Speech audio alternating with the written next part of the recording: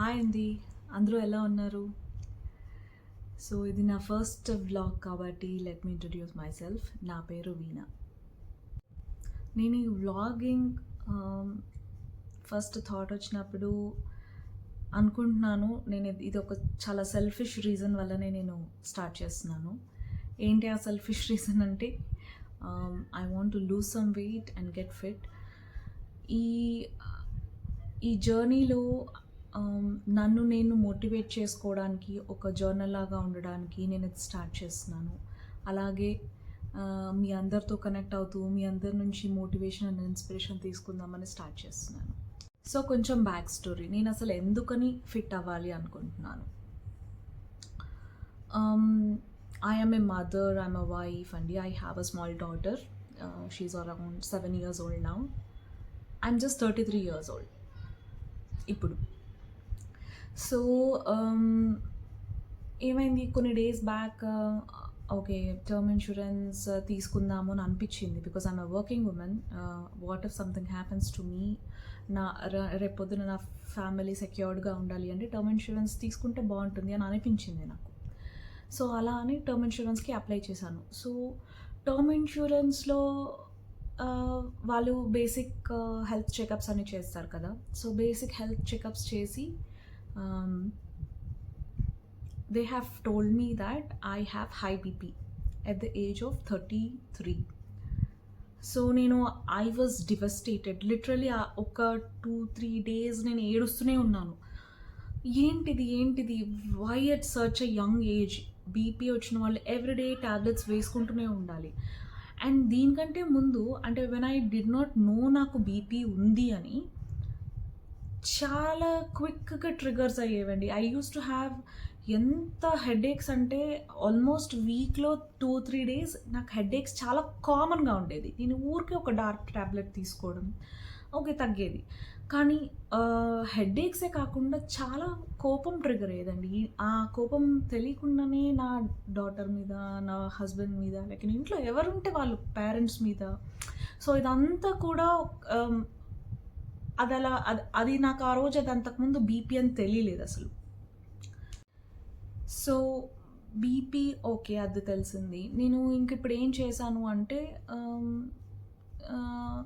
సరే అని చెప్పి ఫుల్ బాడీ చెకప్ చేయించాను.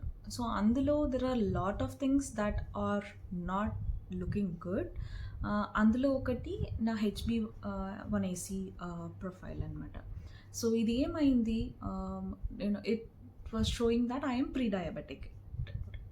అండ్ సో ప్రీ డయాబెటిక్ కూడా ఒక రేంజ్ ఉంటుంది. ఆ రేంజ్లో స్టార్టింగ్ రేంజ్, ఎండింగ్ రేంజ్. నేను ఎండింగ్ రేంజ్లోనే ఇంకా జస్ట్ 1 పాయింట్ దాటితే నేను ఐల్ బి డయాబెటిక్.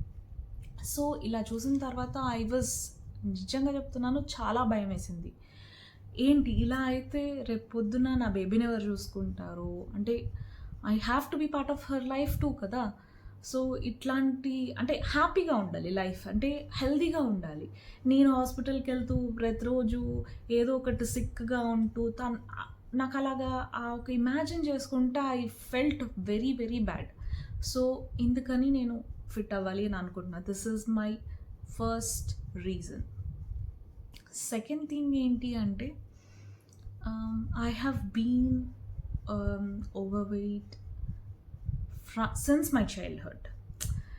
అంటే తెలుస్తుంది కదా మనకు కూడా, ఇప్పుడు క్లాస్లో ఫ్రెండ్స్ ఉన్నారు, అందరూ ఒక సైజులో ఉంటారు, మనం ఒకళ్ళు ఒక సైజులో ఉంటాం సమ్టైమ్స్.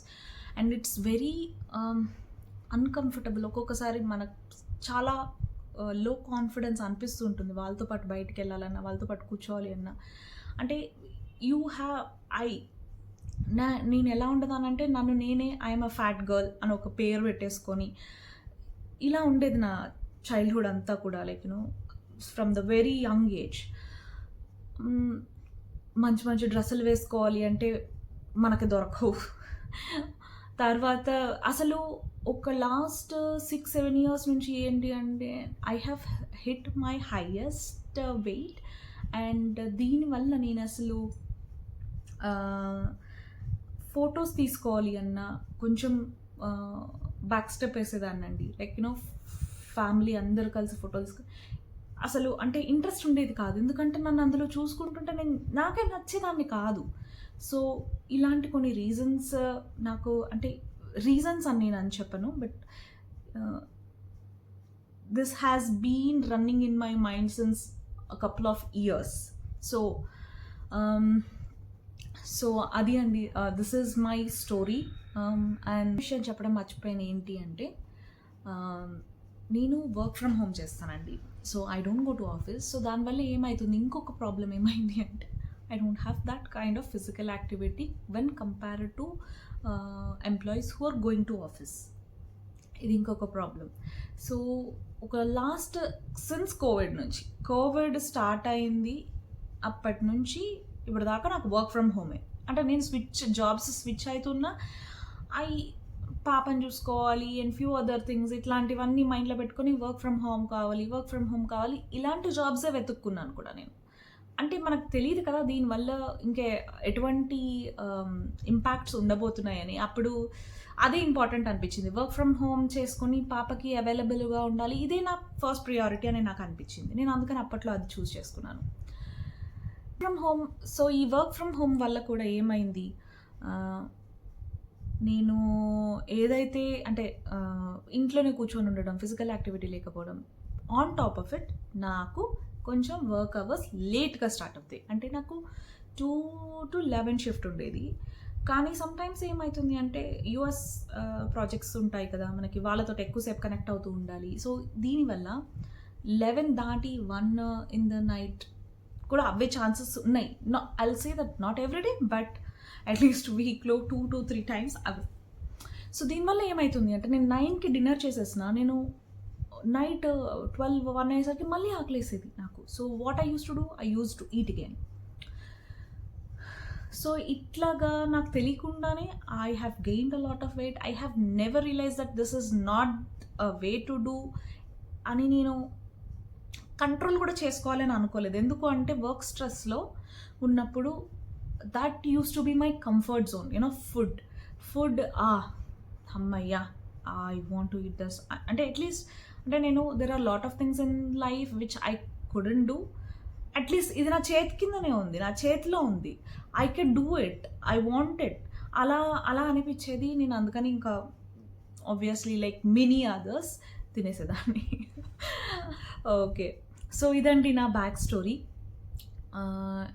మీలో ఎవరైనా ఈ స్టోరీకి కనెక్ట్ అవుతే, నన్ను ఎంకరేజ్ చేయాలి అని అనుకుంటే in my fitness journey, please like and subscribe. Thank you.